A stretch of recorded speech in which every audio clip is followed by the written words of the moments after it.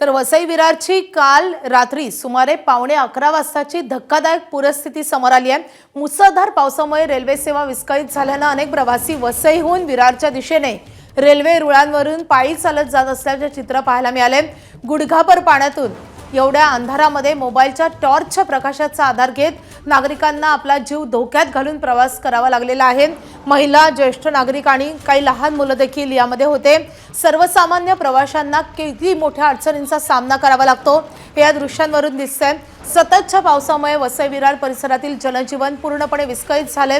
नागरिकांच्या सुरक्षिततेसाठी तातडीने मदत आणि उपाययोजना करण्याची गरज निर्माण झाली आहे। या गंभीर परिस्थितीकडे राज्य आणि केंद्र सरकारने तातडीने लक्ष देऊन वसई विरारकरांची आवश्यक ती मदत उपलब्ध करून द्यावी अशी मागणी आता हे सगळे संतप्त प्रवासी करतात, नागरिक करतात।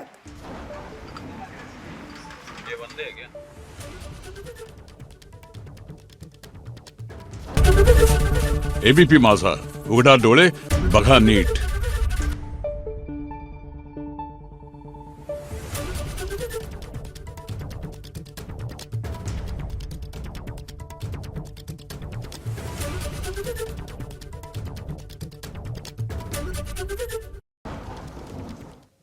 आता ठाण्यातून एक अपडेट येते। ठाणे वंदना बस डेपो परिसरात पुन्हा एकदा पाणी साचलंय।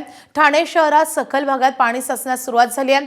ठाण्यामध्ये गेल्या काही वेळापासून काही मिनिटांपासून पावसाचा जोर वाढलेला आहे आणि त्यामुळे आपण पाहतोय वंदना बस डेपो या परिसरामध्ये पुन्हा एकदा पाणी साचण्यास सुरुवात झाली आहे। त्यासोबतच ठाण्याच्या काही सखल भागामध्ये पाणी साचण्यास सुरुवात झाली आहे। ठाण्यामध्ये आता पावसाचा जोर पुन्हा एकदा वाढू लागलेला आहे। आपण हे दृश्य पाहतोय, इथूनच मोठ्या प्रमाणावर बस सुटतात। शिवनेरीसह अनेक बसेस याच वंदना बस डेपोतून सुटतात आणि त्यामुळे